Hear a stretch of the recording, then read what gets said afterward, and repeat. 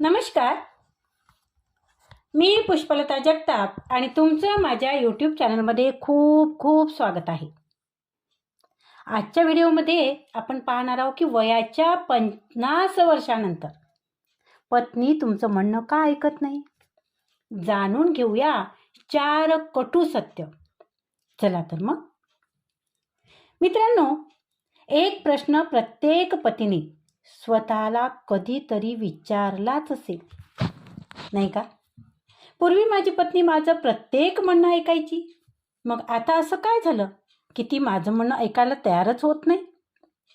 पूर्वी तुम्ही काहीही सांगितलं की ती शांतपणे ऐकायची, तुमच्या आवडी, तुमची निवड लक्षात ठेवायची, तुम्हाला काय आवडतं, तुम्हाला काय आवडत नाही याचा विचार करायची.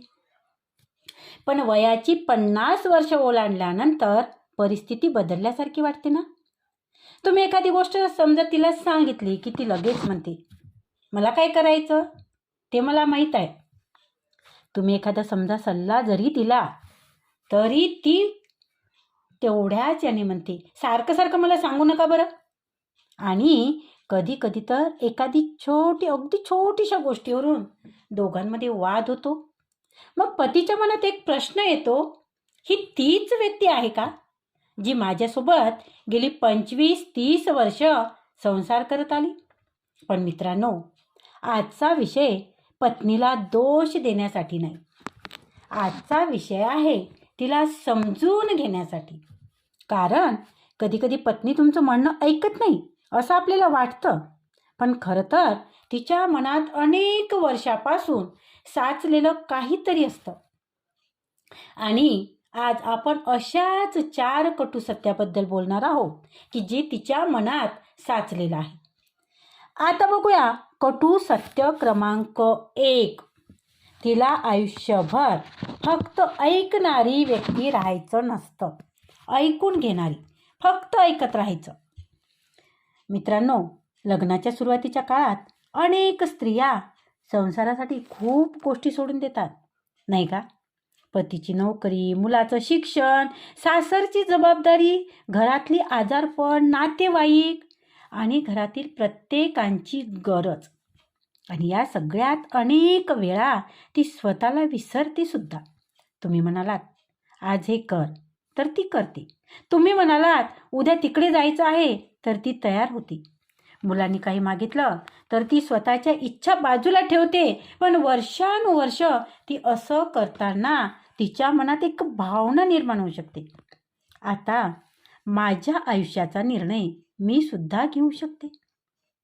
हाच प्रश्न वयाच्या 50 नंतर अनेक स्त्रियांना जाणवतं की मुलं मोठी झाली आहे, घरातली जबाबदाऱ्या कमी झाल्या आहे आणि आता आयुष्यात स्वतःसाठी थोडं जगायला हवंच.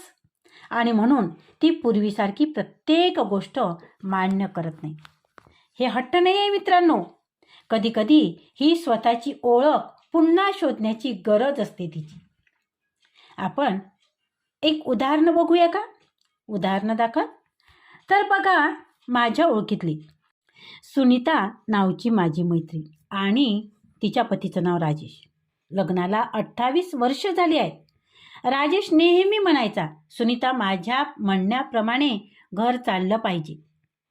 त्याच्या पत्नीला तो सारखं सांगायचा आणि सुनीता सुद्धा शांत राहायची. मुलं लहान होती, संसार मोठा होता, ती सगळं सहन करायची. पण आता मुलं मोठी झाली आणि सुनीता आता म्हणते, मला महिन्यातून 2दा मैत्रिणीला भेटायला जायचं आहे. राजेश म्हणतो, कशाला बाहेर फिरते, घरी राहा की. आणि त्यावर सुनीतानी पहिल्यांदा उत्तर दिलं, आता माझं आयुष्य फक्त घर आणि तुमच्या पुरतं नाही. आणि हे तिचं वाक्य मात्र तिच्या पतीला खूप कठोर वाटलं, खूप कठोर वाटलं. कारण नेहमीच तिला हो किंवा हो करते, बरं ठीक आहे हे शब्द ज्याला ऐकायची सवय होती तीच स्त्री आता आपल्याला म्हणत आहे की नाही. हा शब्द तिच्या तोंडून ऐकणं त्याच्यासाठी खूप मोठं वाटलं. त्याला त्याचं खूप वाईटही वाटलं आणि तिचं ते वागणं त्याला कठोरही वाटलं. पण सुनीताच्या मनात कदाचित कदाचित दुसराच अर्थ असतो. मी इतकं वर्ष सगळ्यांसाठी जगले, आता मला थोडं स्वतःसाठी जगू द्या की. आणि म्हणून पतीने एक गोष्ट लक्षात ठेवावी की पत्नीचं मत बदलणं म्हणजे ती तुमचा आदर करत नाही असं नाही आहे. असं नेहमीच नसतं. बघा, कधी कधी ती फक्त एवढंच सांगत असते की माझं सुद्धा ऐका, माझं सुद्धा ऐकून घ्या. मलाही मत आहे, मलाही बोलण्याचा अधिकार आहे आणि मलाही जीवन जगण्याचा अधिकार आहे. मलाही जीवन जगता आलं पाहिजे आणि माझ्याही काही इच्छा आहे, माझ्याही काही अपेक्षा आहे, त्या मला पूर्ण करता आल्या पाहिजे. बस एवढंच त्यामागची भावना असते. तिला काहीही तुम्हाला दुखवायचं नसतं, काहीही नाही. आता बघूया कटू सत्य क्रमांक 2. वर्षानुवर्ष मनात साचलेला छोट्या छोट्या गोष्टीचा परिणाम होतो. बघा, काय होतं मित्रांनो, मोठा वाद एका दिवसात निर्माण होत नाही, असं कधीच होत नाही. त्यामागे अनेक वर्षाच्या छोट्या छोट्या घटना असतात. कधी तुम्ही तिचं बोलणं मध्येच थांबवलं असेल, तिला बोलता बोलता, बघ तुला काही समजत नाही, तू था, तुला काही बोलण्याचा अधिकार नाही, तुला डोकं नाही म्हटलंय तुम्ही कधी? कधी तिच्या भावनांना तुला काय कळतं म्हणून दुर्लक्षित केलं असेल, हो ना? कधी ती आजारी असूनही तिला घराची जबाबदारी सांभाळावी लागली असेल, तुम्ही तिच्यावरती सोडली असेल. ती आजारी असून सुद्धा, तिला तुमची गरज असून सुद्धा तुम्ही तिच्याकडे दुर्लक्ष केलं असेल आणि प्रत्येक वेळी ती कदाचित शांत सुद्धा राहिली असेल. हो, शांतच राहिली असेल. पण शांत राहणं म्हणजे सर्व विसरणं आहे का? नाही ना. मनात सगळं कुठेतरी साठून राहतं आणि मग वयाच्या 50 नंतर आयुष्य थोडं स्थिर झालं की तिची ते दडलेली नाराजी, तिचे ते दडलेले विचार बाहेर येऊ लागतात. आणि एक छोटं उदाहरण या ठिकाणी आपण बघणार आहोत. बघा बघा काय होतं ना, हे तुमच्याही बाबतीत घडलं असेल. कदाचित तुम्हाला सुद्धा ही गोष्ट रिअलाइज होईल. काय होतं की पत्नी रोज सकाळी आपल्या नवऱ्याला चहा करून देते. 30 वर्ष संसार होतो, 30-35 वर्ष. आणि एके दिवशी जर तिने म्हटलं की आज माझी तब्येत थोडी ठीक नाही, तुम्ही स्वतः चहा करून घ्या ना, त्यावर त्यावर नवऱ्याचं नाराजीने काय असतं, इतकी वर्ष करतेच आहे की आज केलं तर काय झालं. आणि हे वाक्य त्यांच्यासाठी कदाचित अगदी सोपं साधं वाक्य, कारण हे नेहमीच बोललेलं असतं सोबत तिच्यासाठी, की काय झालं तू केलं तर, हे काय झालं आणि तुला काय होतं, हे वाक्य तुमच्यासाठी नेहमीचंच आहे. आणि तिनंही ते बरेचदा तुमच्या तोंडून ऐकलेलं आहे आणि तुम्हाला ते वाक्य अगदी साधं वाटतं, हो ना? परंतु पत्नीच्या मनात कदाचित 30-35 वर्षाच्या आठवणी जागे झाल्या असतील. तिला आठवलं असेल की मी किती वेळा आजारी असूनही उठले, काम केलं, मी सगळं सांभाळलं.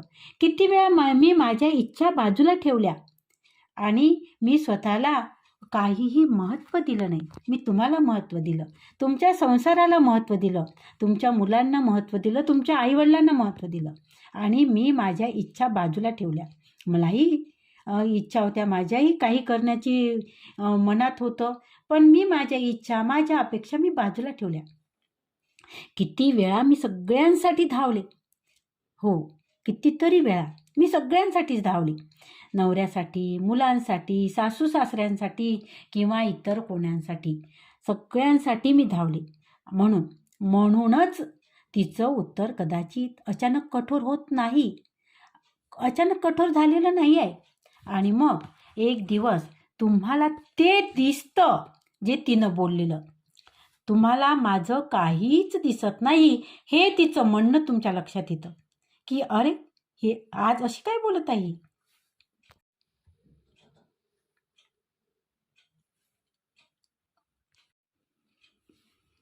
पत्नीचा राग हा आजच्या घटनेवर नसतोच, ती वर्षानुवर्ष न बोललेल्या भावनांचा परिणाम सुद्धा असू शकतो.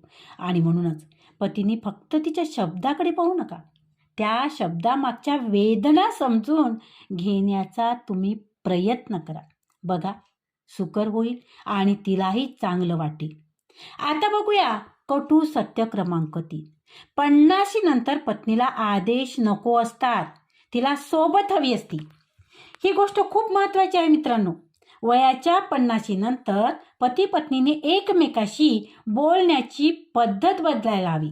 कारण आता मुलं मोठी झालेली असतात, घरातल्या जबाबदाऱ्या बदललेल्या असतात आणि आयुष्याच्या या टप्प्यावर पती पत्नी हे फक्त नवरा बायको नसतात, ते एकमेकांसाठी खरे साथीदार बनलेले असतात. आणि बनायला हवेच. पण काही पती अजूनही बोलताना आदेश देताना दिसतात. हे करू नकोस, तिकडे का गेलीस, हे कपडे असे तू घालू नकोस, तुला शोभत नाही ते, इतके पैसे खर्च करू नकोस, तू माझं ऐक, तू माझं का ऐकत नाही. आणि मग पत्नीच्या मनात प्रश्न येतो, मी तुमची पत्नी आहे, तुमच्या आदेशावर चालणारी व्यक्ती नाही. आणि याच ठिकाणी मग नात्यामध्ये दुरावा निर्माण होतो. बघा, एक उदाहरण घेऊया. बघा काय होतं की 2 पती पत्नी असतात, दोघे जणे, आणि वयाचे दोघांनी जवळपास 50-55 वर्ष. आणि काय होतं की पत्नीला धार्मिक कार्यक्रमासाठी मैत्रिणीसोबत बाहेर जायचं असतं. ती म्हणते मी उद्या सकाळी मैत्रिणीसोबत जाते. त्यावर पती लगेच म्हणतो की नाही जायचं, नाही. आणि मग त्यावर पत्नी म्हणते का का नाही जायचं मी. तो म्हणतो मी सांगतो ना, म्हणून नाही जायचं. आता जर तोच पती जर म्हणाला असता, त्यावर जर वेगळी प्रतिक्रिया त्याने दिली असती की बघ, तुला जायचं आहे का, ठीक आहे, किती वाजता येशील तू वापस, आणि मी तुला सोडू का, तर कदाचित तिची प्रतिक्रिया वेगळी असती. कारण शब्द बदलले ना, आणि नात्याची भावना बदललेली की आदेशापेक्षा संवाद मोठा असतो, हुकुमापेक्षा विश्वास मोठा असतो. आणि 50 नंतर पत्नीला सर्वात जास्त गरज असते ती माझा जोडीदार माझ्या सोबत आहे ह्या भावनेची. आणि म्हणून तिला आदेश देऊ नका, तुम्ही तिला समजून घ्या. आता बघूया कटू सत्य क्रमांक 4. कधी कधी ती तुमचं म्हणणं ऐकत नसते, कारण तिला वाटतं तुम्ही तिचं म्हणणं कधी ऐकलंच नाही. हे कदाचित सर्वात कटू सत्य आहे. बघा, आपण अनेकदा म्हणतो माझी बायको माझं ऐकत नाही, पण आपण स्वतःला कधी विचारतो का, मी तिचं किती ऐकलं आहे, ती दिवसभर काय करते, तिला कशाची चिंता आहे का, तिच्या मनात काय चाललं असेल बरं, तिला कशाची भीती तर वाटत नाही, तिला काय करायचं आहे, तिला कोणत्या गोष्टीचा त्रास होतो आहे. तुम्ही शेवटचं कधी तिच्याजवळ बसून असे प्रश्न विचारले का की तुला खरंच काय वाटतं ग. कधी, गेल्या आठवड्यात, गेल्या महिन्यात, की गेल्या काही वर्षात. नाही ना मित्रांनो. बघा, नात्यात एक विचित्र गोष्ट असते, ज्याला आपण ऐकत नाही ना, तो एक दिवस आपलं ऐकणं सुद्धा बंद करतो. आणि म्हणून जर समजा तुम्हाला जर वाटत असेल ना की माझ्या जोडीदाराने, माझ्या पत्नीने माझं ऐकायला पाहिजे, तर तुम्ही सुद्धा तिचं ऐकून घेणं तेवढंच महत्त्वाचं नाही का. बघा, एका जोडप्याचं लग्नाला 32 वर्ष झाली होती. दोघी आता 55 ते 56, 57, 58 वर्षाच्या घरात होती. मुलगा परदेशात होता, मुलगी तिच्या संसारात होती. घरात हे फक्त दोघंच. नवरा रोज ऑफिसमधून घरी यायचा, जेवण व्हायचं, TV चालू असायची, दोघे एकाच घरात राहायची. पण संवाद जवळ संपला होता. आणि एक दिवस नवऱ्याने पत्नीला विचारलं, तू आता माझं काहीच ऐकत नाहीस. पत्नी शांत राहिली.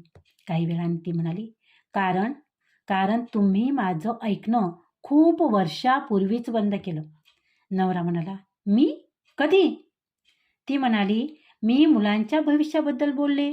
तुम्ही म्हणालात मला काही कळत नाही. तुला काय कळतं, बोललात ना तुम्ही. मी माझ्यासाठी नोकरी करायचा विचार केला होता, तेव्हा तुम्ही म्हणालात घर कोण बघणार. म्हणालात ना, मला मैत्रिणींसोबत बाहेर जायचं होतं. तुम्ही म्हणालात, लोक काय म्हणतील तू बाहेर फिरलीस तर.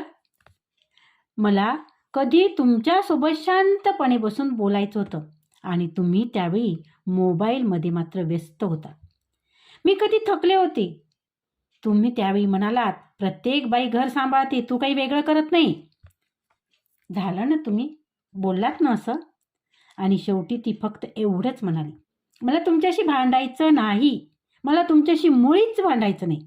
मला फक्त एकदा मनापासून ऐकून घ्या, बस. मित्रांनो, कदाचित त्या नवऱ्याला त्या दिवशी समजलं असेल सुद्धा की पत्नीचा राग नेहमीच विरोध नसतो. कधी कधी तो मला समजून घ्या असा शेवटचा प्रयत्न सुद्धा असतो. हो ना? बघा, होतं असं. तर बघा, ह्यावर मग पती पत्नीने काय करावं? भांडतच राहावं? तर त्यावर उपायसुद्धा आपण बघूया. जर तुम्हाला 50 नंतरही तुमचं नातं सुंदर छान ठेवायचं असेल तर काही छोट्या गोष्टी आजपासूनच सुरू करा. त्यातली नंबर 1, माझं ऐक ऐवजी आपण बोलूया का असं म्हणायला शिका. एक शब्द बदलला ना तरी नातं बदलू शकतं. माझं ऐक याऐवजी आपण दोघं मिळून निर्णय घेऊया असं म्हणा.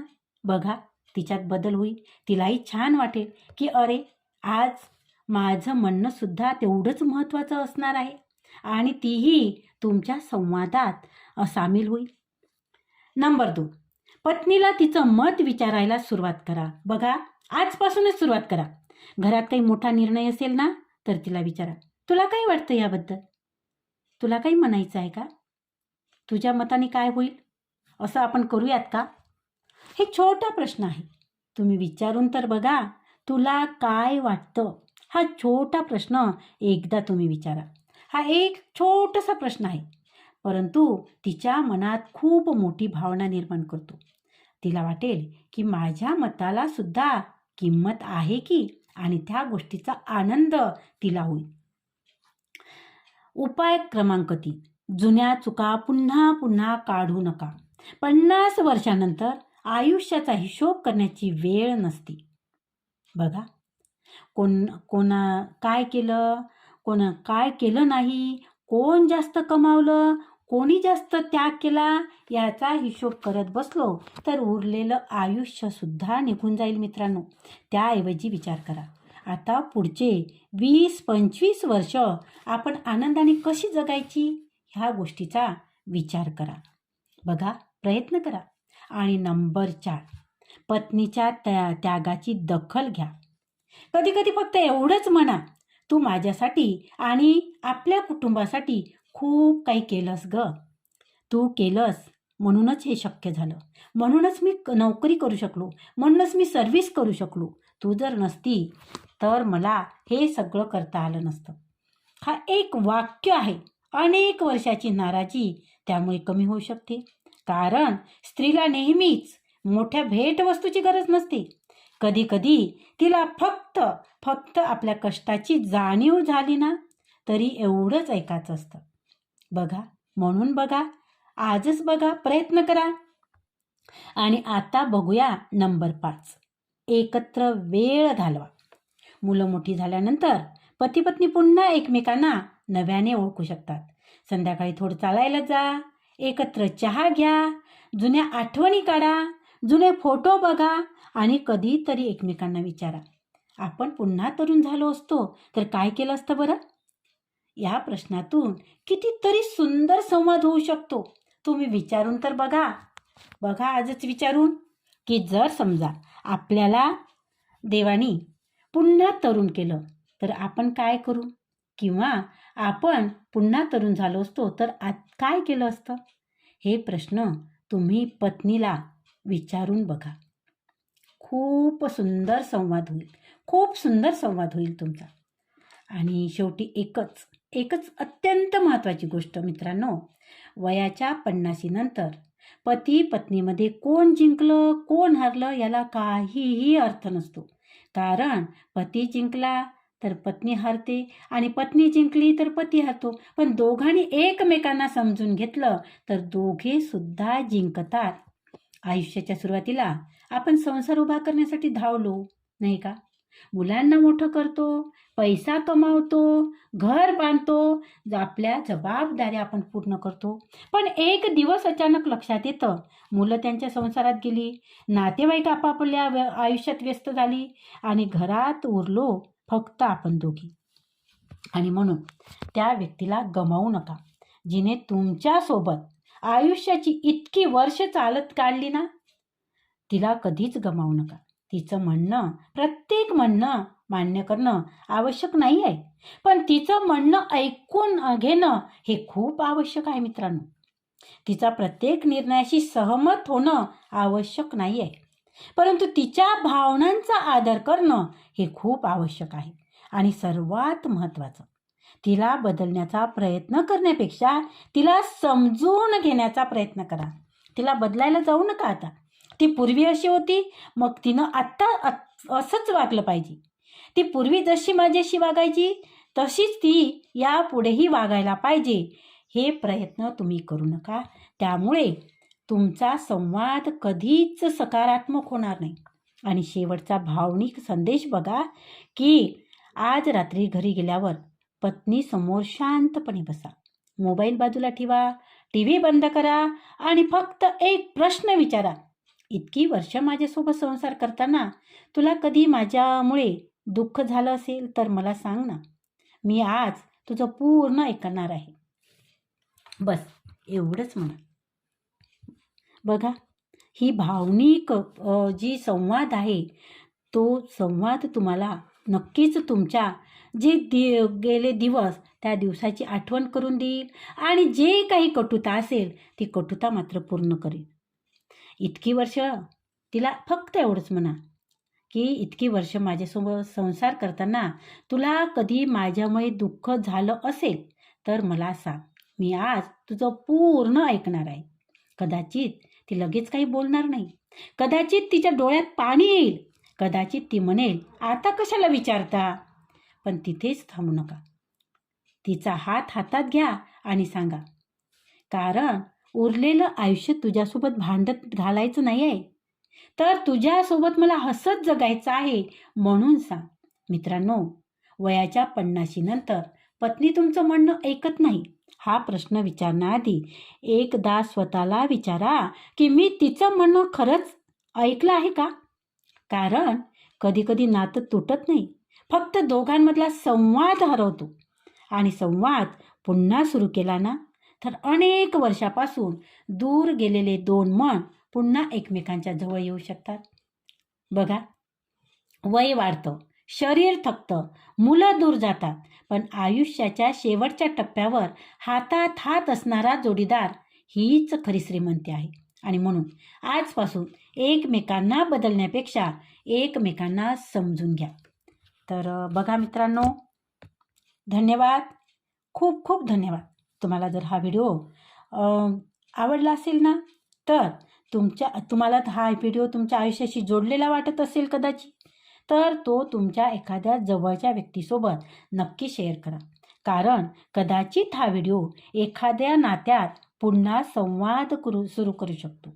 आणि म्हणून हा व्हिडिओ तुम्ही शेअर करायला विसरू नका. तर धन्यवाद मित्रांनो, खूप खूप धन्यवाद. व्हिडिओला लाईक करा, व्हिडिओला हाईप द्या, व्हिडिओवर कमेंट करा. त्याचबरोबर जर तुम्ही चॅनलवर नवीन असाल तर चॅनलला